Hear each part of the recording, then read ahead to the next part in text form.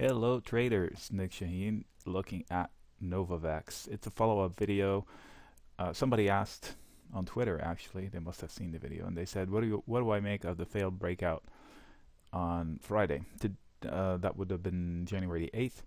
So I hadn't looked at the stock, and this made me look, and I'm commenting on that question. So what do I make of this failed breakout? It's not like it was a surprise. This is the chart I believe I shared on my past video, and I said, when I did the video, I said there's a move coming, and I'm going to bet up that it was going to be up, and it was. I mean, it was a 20%, pretty good, right? You're welcome. Anyway, so is this the end of it? First of all, if I haven't booked anything on a 20% move, I have nobody to blame but myself. I usually book. So somebody who wrote it up 20% and didn't take anything off the table is all upset. So let's delve into it. First of all, I had the word resistance up here. That should have been a clue that this is a place where the bears will try to do something. So let's zoom in a little bit and see if we can get a little more granular. That's the same chart on a every candle is now 2 hours versus 1 day. So the question would be, what happens from here? I'm going to bring a scratch pad and see if we can explain it. Alright, resistance. I had two lines for it. One is to show what happens if they break through the resistance. There'll be a leg up here. But then, failing at resistance is not a failure. It's just regular price action. So now the bulls have job number one, to maintain this nice trend. And so I anticipate that the buyers will try to step in. They're going to do something like this. If you notice, if I extend this, and this is the top, so what's going on is, what you want to see is this, and then them coming back to try a second time at this failure point. Now it's starting to look, I don't want to call it cup and handle, because all I care about is how many times they're going to attack a neckline before they break through it, or how many times the bears are going to attack the trend line, see, neckline, trend line, before they break through it. This is important to hold. This is important first to hold, the ascending trend, and if it fails, this is definitely important to hold at any point in time. And the battle continues until they come to a point where they do this or they fail to try to base again. So let me zoom back out to the daily. I'm not a fan of the company business, but I don't know it as well as people who actually love it. Those who love it have $1 billion price on it. Exaggerating, of course. But this is the opportunity, these two things.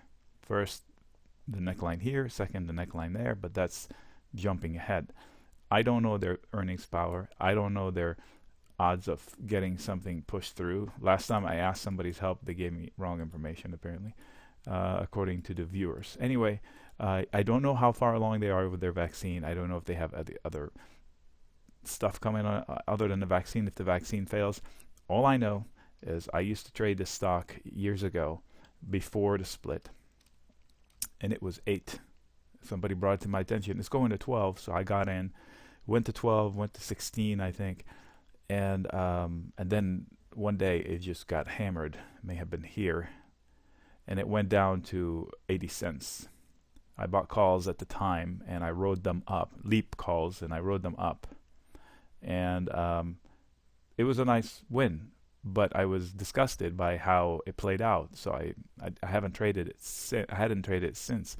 So this is a stock that had a reverse split just to stay listed, 20-1 recently, right? So keep things into perspective. Let me see if I can find it right here. 20-1. So they reduced the number of shares in order to jack up the price of the stock so it stays listed. I don't like these things, but hopefully they'll come to market with a vaccine, because they have vaccine in the name. I think they should have at least one product on market. And technically, it still looks good for the bulls. Nothing has changed. This is just regular price action. That's why when I got. So what can I do with that? So if it's a call I bought, then I have the opportunity to sell a call against it to make it a spread. So basically locking in some profits. If it's the shares I bought, maybe I'll take some off. Maybe I'll sell some covered calls against them. But now it's too late because now it's dropped, and then the scenario starts over again. It's very easy. I don't know what's going to happen as far as like which way it's going to go, but I do know the lines, and I share them with you, and they played out almost to perfection. So I can continue to share the lines, even though I can't tell you if it's going up or it's going down or on Monday or on Tuesday, but I can tell you the potentials. And I've just shared the upside lines that are important, so keep watch on those, and the downside lines that need to hold. All right, Nick signing out. There's a link down below. If you like this stuff, that's what we do all day in the chat room. The link goes to PayPal, and there's a zero cost to it. The reason why I use PayPal is because we want to weed out and protect the community. 240, 250 traders of all styles. It's only fair to make sure that the people that go in there to try it out don't go in there with, if anybody can go in, it'll be a madhouse. People can have some ulterior motives in there, and we have good people. We don't want to tarnish that. Nick signing out.